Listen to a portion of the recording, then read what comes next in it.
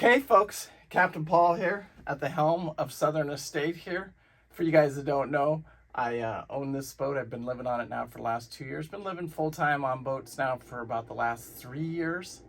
It's been a long time. I figured that out yesterday or the day before. I'm going, oh my God, it's been a while since I've been out here. I've got pictures of me from 2 years ago on this boat. Before we get started on today's video, which we'll be talking about why you may need a broker, and we'll talk in depth a little bit about the need of brokers, boat brokers, when you're out there looking and navigating this market. And then in Patreon, I want to thank all you Patreons so much. I just can't do the channel without you guys. But in Patreon, I'll do an in-depth video about an exact scenario that happened for you guys that really want to learn and know what's going on out there in the real market type stuff, and what can happen when you buy a boat without a broker. Basically this deal happened, and I can only share what I know. I only know what I know, and I out here living on the boat now for 3 years, and and I have a lot of exposure out there, and I talk to a lot of people every single week. Also, I want to thank all the new Patreons that signed up last week. Just awesome. Larry, Scott, Mark, Tom, all you guys, these are all deals that are going on right now. Greg, Gary, and I can't do it without all you guys' support and stuff like that.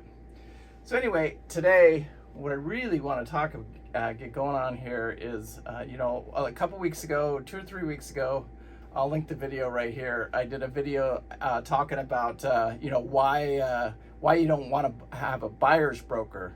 And just a real quick recap of that is because you don't want to lock yourself into a specific broker, because brokers won't deal with each other, even though there may be some code or something saying that that's illegal to do, but it happens all the time. So you're better off having your local broker, and then if you can bring him into a deal, then have him represent with you is the best way to do it. And so I would never sign a contract personally having a broker. Actually, that's the only person I could buy a boat through. I just wouldn't sign that kind of contract with anybody and I talk about that in that video. So anyway, but today, why you might need a broker, because when I first started America's Great Loop, it's 3 years ago, I did use a broker to help me buy my boat, because I didn't know what I was doing. I was trying to navigate through the waters. And just a quick question, do you need a broker when you buy a boat? No, you don't. But they can help you navigate through it, and with all the paperwork. Now we'll talk a little bit about the good and the bad, and like what happened with me, and what another couple deals that I'm working right now, why we're using a local broker for those deals. So when I bought Loop Princess, we had a local dealer down there. It happened to be a Curtis Stokes Associates, Robin Flynn's, and he was a friend of the family. My wife had known him for years and years and years, and so when I found, and we were looking at boats together, there's no question, and then, but I found Loop Princess. I kind of found her on my own, and then I sent Robbins out there to look at the boat, and he said, yeah, this looks like a fairly decent boat, fairly clean. And then, we talked, and we figured out a surveyor. And then what he did is, typically when you do that, you can get a better commission rate. So you'll pay like 5% is typically what they'll do. And then they'll help you walk through, get you through the deal. The problem with it is that the seller has to agree to the one listing with the broker. And you pay the commission fee. You're going to pay the 5%, not the seller. So just remember that when you do that. The problem with it is then everything gets tied up, and then you lose control of the deal a little bit. If you're a control freak, you may not like it so much. But you really need a couple major things that you need, and even the broker does not help you with this. He does help you with it, but he's not, there's still charges above and beyond this. Just because you pay that 5% commission doesn't mean you're not paying. And what it is the Yacht Services fee, which is like a title company for yachts buying. When we bought Southern Estate, we hired an online company. When I did that one with Robbins Flynn, he had a title company that we used. And I'm not going to recommend any of them because I've never found one that I've liked yet. At Captain's Choice, when you pay the 5%, which I've wrote quite a few deals this way, when you do pay the 5%, then we do all the paperwork in-house. But there's still a charge for that because they charge for the Coast Guard documentation and all of those type of things. And that's typically, I think on Southern Estate we paid $450. I think our fee for it is $550, but we do it in-house. Then some of them will do it outside a house, and then through a, I don't want to say escrow company because that's next. That's what we're going to talk about next. But they'll do it through like a Yacht Services documentation company, and you really need to hire that company because even if the boat is not documented, it needs to be, you need to have it checked because this happened on one of my deals where I actually sold a personal boat that I'd bought. It had been documented. I didn't know about it, and neither did the bank. I actually had that one financed. It was a sailboat many years ago.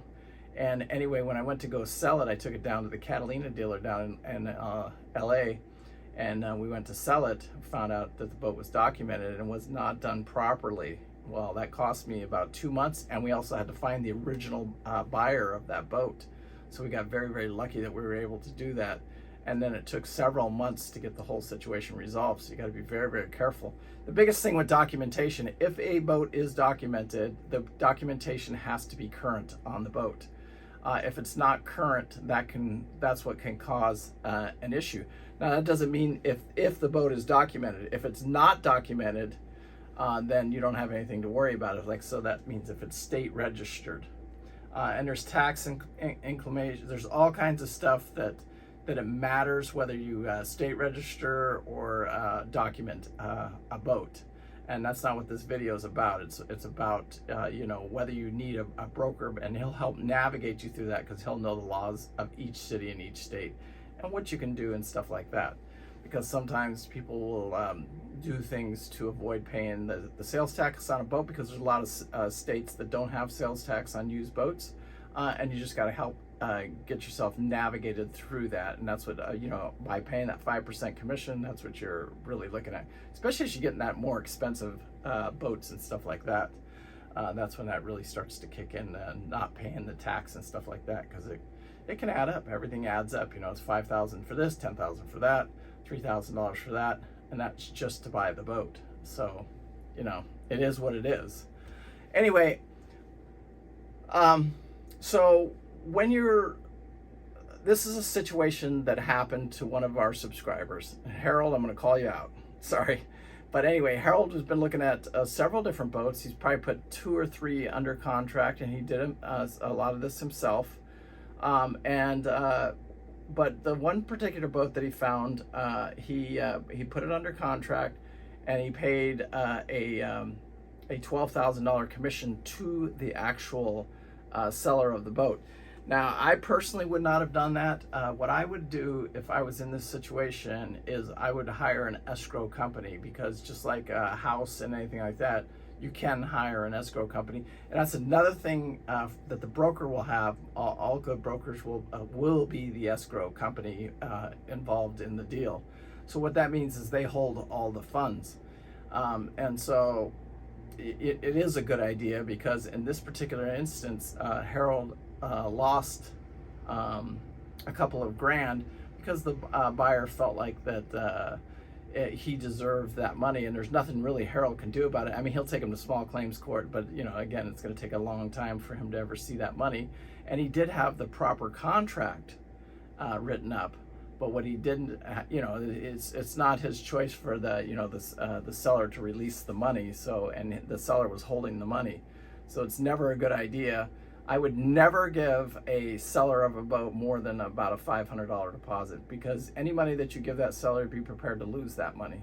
Now, if you have it in an escrow account, then that's a different story, because now you have a contract, and you either buy the boat or you don't buy the boat, and you, as the buyer, have control of the escrow company. Hey, I'm not buying the boat, I want my money back. It's that simple. The seller would not have any legal right to that escrow account, because that's not his money. It's the buyer's money, if that makes sense. So he's the one that has to hire the escrow company, pay the fees, and then just like he does with the survey and everything else.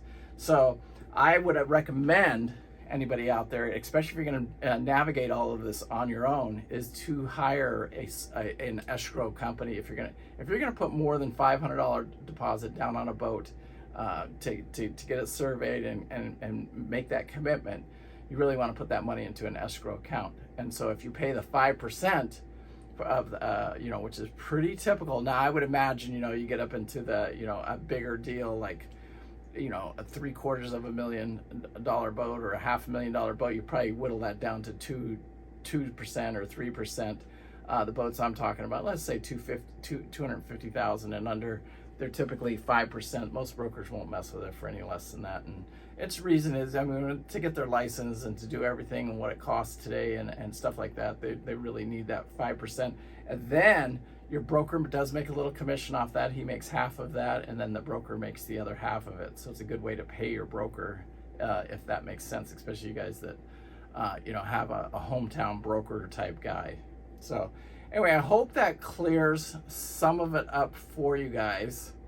I know it's a complicated situation, and it sounds bad, but it's really not. It really can be as simple as you make it. It doesn't have to be complicated. And an escrow company, there's an escrow company just about on every corner, and you can hire any one of them. You would want one that does marine, but they're just as prevalent as, just buying a house type thing. Escrow companies, they're not just for buying houses. That's why you hire an escrow company, is to manage the money for you while a deal is being transacted. So it doesn't really matter if it's a house, a boat, or whatever. That's what they get paid for, and that's what they do. Anyway, I hope you guys find this content likable. Make sure you hit that like, subscribe, share it with your friends. Another couple things I want to talk about real quick is I've been going to the gym. So I'll show you a couple pictures here.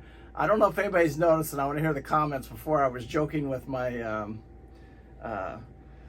trainer last week, and I said, hey, I need to find it's your responsibility to get this body to looking good enough to find a billionaire girlfriend.